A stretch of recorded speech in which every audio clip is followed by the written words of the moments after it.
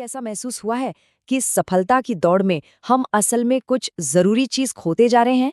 आज हम भगवद गीता के एक बहुत पुराने श्लोक में छिपे इसी गहरे सवाल का जवाब ढूंढेंगे।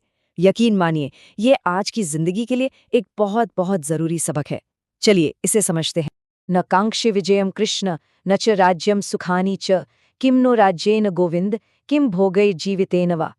ये श्लोक सदियों पुराना जरूर है, लेकिन इसमें जो सवाल छिपा है ना, वो आज भी हमारे दिलों में गूंजता है। ये सवाल जीत और सफलता के असली मतलब पर ही एक उंगली उठाता है। जरा सोचिए, अर्जुन उस पल में थे जहां जीत बस एक कदम दूर थी, लेकिन उनके मन में एक तूफान चल रहा था।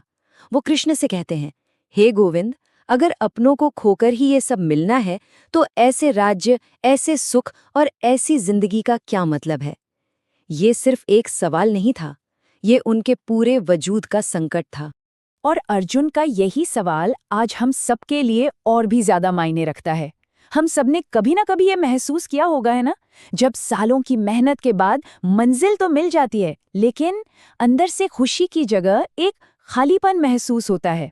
सफलता के इसी दौड़ को हम विजय का जाल कह सकते हैं, और ये एक ऐसा जाल है जिसमें आज की दुनिया में न जाने कितने ही लोग अनजाने में फंसे हुए हैं। तो आखिर ये विजय का जाल है क्या?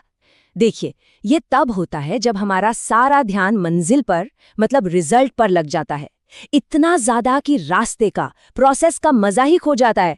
हर दिन एक बोझ जैसा लगता है, और फिर जब मंजिल मिलती भी है तो उस जीत की खुशी में कोई जान नहीं होती। इस जाल के लक्षण हम सब आसानी से पहचान सकते हैं, जैसे हर समय की चिंता, काम से पूरी तरह थक जाना जिसे हम बर्नआउट कहते हैं, और हमेशा हारने का डर।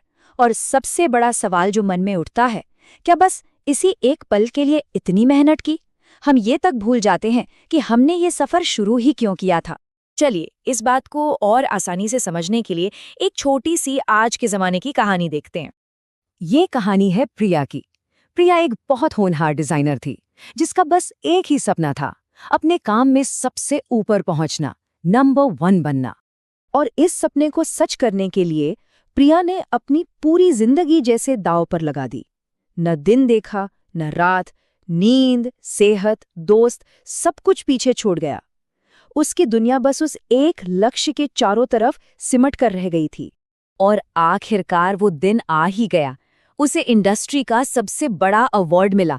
मंच पर उसका नाम पुकारा गया, हर तरफ से तालियां बजीं। जो कुछ उसने चाहा था वो उसे मिल चुका था। लेकिन जब वो ट्रॉफी हाथ में लेकर अकेली खड़ी थी तो उसे कोई खुशी महसूस नहीं हुई। उसे बस एक गहरी, बहुत गहरी थकान महसूस हो रही थी। वो जीत उसे अंदर से बिल्कुल खाली कर गई थी। तो प्रिया की कहानी में जो हुआ ना, वही है विजय का जाल। अब सवाल ये है कि इस जाल से निकलने का रास्ता क्या है? इसका जवाब गीता के ज्ञान में छिपा है, जो हमें परिणाम से ध्यान हटाकर अपने कर्म पर, अपने काम पर लाने को कहता है। यहाँ हम साफ साफ देख सकते हैं कि फर्क कहाँ है। जाल में हमारा पूरा ध्यान सिर्फ क्या मिलेगा पर होता है, जो डर और चिंता पैदा करता है।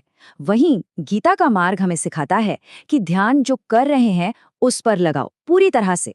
एक रास्ते का अंत खालीपन है, तो दूसरे का मन की शांति और सच्ची संतुष्टि।